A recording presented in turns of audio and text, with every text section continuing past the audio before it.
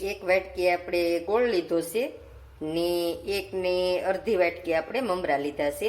તો 1.5 વાટકી આપણે મમરા લેવાના છે ને 1 વાટકી આપણે ગોળ લેવાનો છે. તો આજ આપણે મમરાની ચીકી બનાવવાની છે. તો હાલો હવે આપણે તૈયારી કરીએ.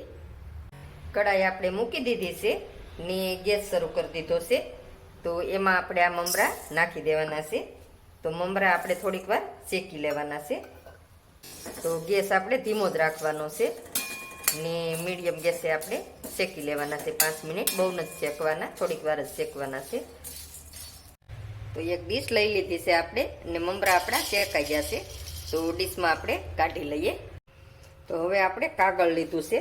તો કાગળને આપણે આની ઉપર રાખી દઈએ ને બે સાઈડથી ને આ રીતે આપણે દબી દઈએ.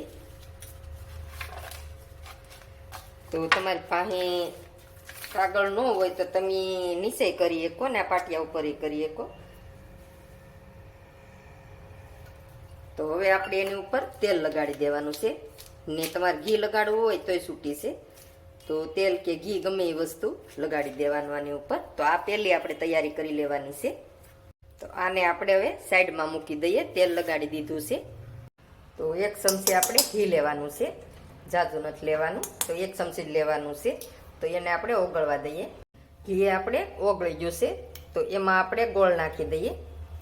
તો ગેસ આપણે ધીમો જ રાખવાનો છે, ફૂલ નથી રાખવાનો. ધીમા ગેસે જ આપણે આની પાયો બનાવી લેવાનો છે ગોળનો. તો આ રીતે આપણે ગોળ બધોય નાખી દઈએ. તો ગેસ આપણે મીડિયમ જ રાખવાનો છે, ધીમો ને ધીમા ગેસે જ આપણે આનો પાયો બનાવવાનો છે.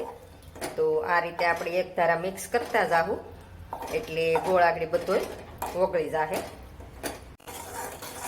ગોળ આપણો ઓગળી જશે ને જો તમે બલબલ આવવા માંડ્યા છે. તો આ રીતે આપણે એક ધારું મિક્સ કરતું જવાનું છે ને પાયો લાવવાનો છે. તો આ રીતે આપણે એક ધારા હલાવતા હલાવતા જુઓ તમે કલર ફરી જશે. આપણે ગળનો કલર એ ફરી જશે જુઓ તમે. તો આપણે એક વાટકીમાં ઠંડુ પાણી લેવાનું છે ને એમાં આપણે થોડોક ગોળ નાખી ને થોડીક વાર રહેવા દઈને જોવાનું છે.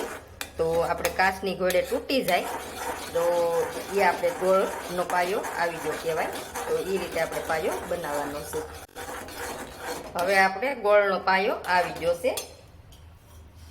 તો એમાં આપણે મમરા નાખી દેવાના છે ને હવે આપણે સારી રીતે મિક્સ કરી લઈએ આ રીતે. હવે આપણે આની ઉપર મમરા નાખી દેવાના છે.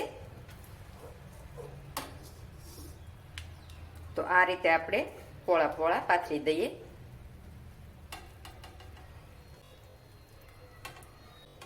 તો બધા મમરા આપણે આ રીતે આમાં નાખી દેવાના છે ને આ મમરાનો પાયો થઈ જાય એટલે આપણે ઝડપ રાખવાની છે. તો આ રીતે આપણે પોળા પોળા કરી દઈએ પહેલા, એટલે આ પાછા ઝટપટ આપણે ઠરી જાય. એટલે ઝટ આપણે જલ્દી રાખવાની આમાં. તો હવે મેં વેવણું લીધું છે. તો તેલવાળું કરી લીધું છે વેવણું. તો એને આપણે ફોરે ફોરે હાથે આ રીતે આમાં કરતું જવાનું છે ને આ રીતે બેહાડતા જવાના છે. તો ભાર નથી દેવાનો, ફોરે હાથે કરવાનું છે, નકર પાછા મમરા છે તો ભાંગી જાય. તો એ રીતે આપણે કરી. તો બધાય સેટ આપણે થઈ ગયા છે મમરા. તો આપણે ગરમ ગરમ હોય ત્યાં જ આપણે આ રીતે સાકાની મદદથી આકા પાડી દેવાના છે. તો હળું હળું આપણે આ રીતે આકા પાડી દઈએ, નકર પછી ઠરી જાય એટલે આકા ન પડે. તો સાકું તમારે સારું લેવાનું ને આ રીતે આપણે બધી પતિકા પાડી લેવાના છે. તો જો આસાનથી હજી તો થઈ જાય છે કેમ કે ગરમ છે એટલે. તો આ રીતે આપણે કટિંગ કરી લીધું છે. તો હવે આપણે આને ઠરવા દેવાનું છે. તો 15 થી 20 મિનિટ આપણે ઠરવા દઈએ ને પછી આપણે આને તોડી લેવું, એના પતિકા પાડી લેવું. તો હવે આપણે સેટ થઈ ગઈ છે સરસ મજાની. તો જુઓ તમે. તો આ રીતે આપણે આખું પતાકડું આપણે ઉસકી ગયું છે મજાનું. તો આ રીતે આપણે હજી થોડીક ગરમ છે એ સત્તાય તે હું તમને બતાવી દઉં. તો જો આસાનથી આપણે કટકા થઈ જાય છે. તો આ રીતે આપણે બનાવી લેવાની છે. તો મસ્ત બની ગઈ છે ને મસ્ત કટકાઈ થઈ જાય છે જુઓ. તો આ રીતે આપણે બધાય કટકા કરી લેવાના છે.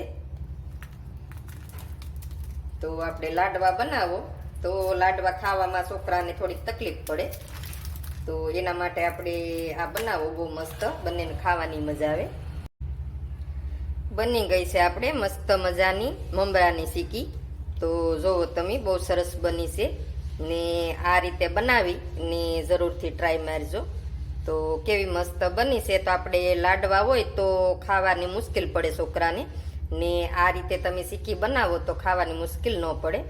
તો જોવો મસ્ત તૂટી જાય છે ને કટકા થઈ જાય છે. તો આ રીતે હાવ પોસી બની છે કડકડી મસ્તીની.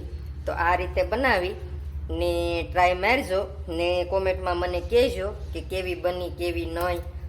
ને મારા વિડીયા ગમતા હોય તો લાઈક શેર ને સબસ્ક્રાઈબ કરવાનું નહીં ભૂલતા.